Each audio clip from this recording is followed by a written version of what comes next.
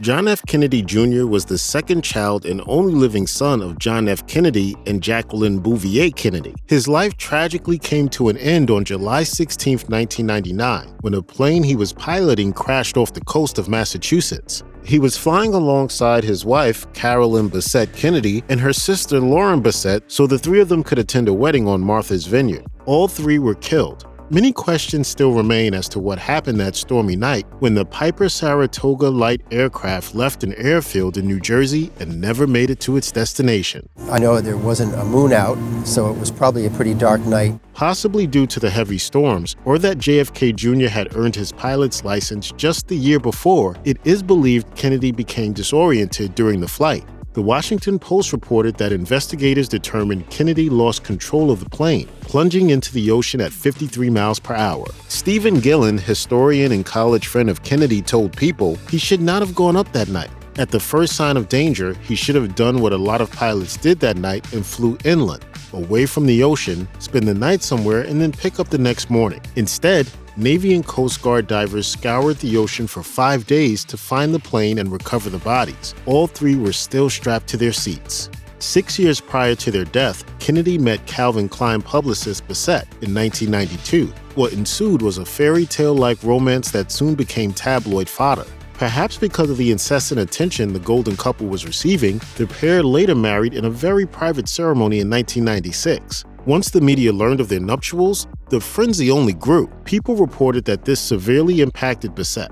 Kennedy had been in the spotlight since birth. However, she had been unwillingly thrust into it. Bessette reportedly became reclusive and spent most of her time at home. Additionally, it's said she felt uncomfortable with Kennedy's family. The couple's passionate relationship soon became troubled. Kennedy and Bessette were pictured having a public argument, and her fear of the paparazzi was said to have intensified.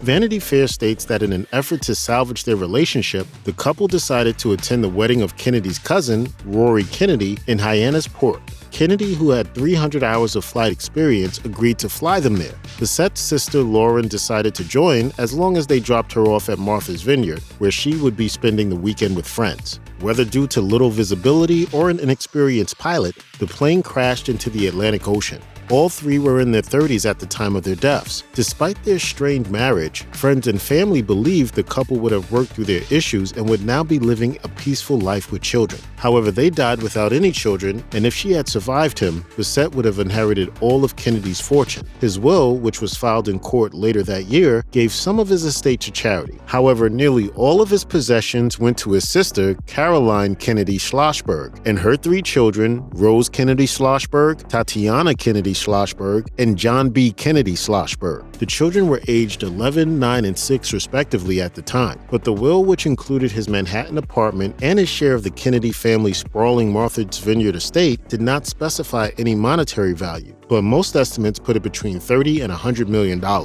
Although the will did not list Kennedy's belongings or their worth, it's expected that items from his father, John F. Kennedy, such as a Cartier watch and money clip, would be included. The court filings show JFK Jr. also left money from the trust to former employees, 14 friends, and family members. This included his lawyer, his personal assistant, his godchildren, and even a former governess. He also provided funds for his father's presidential library and a charity he founded in 1985 to assist those who are developmentally disabled called Reaching Up. In 2006, another undisclosed sum of money went to settle a wrongful death lawsuit the Bessette family filed against the Kennedy estate for the deaths of Carolyn Bessette-Kennedy and Lauren Bessette.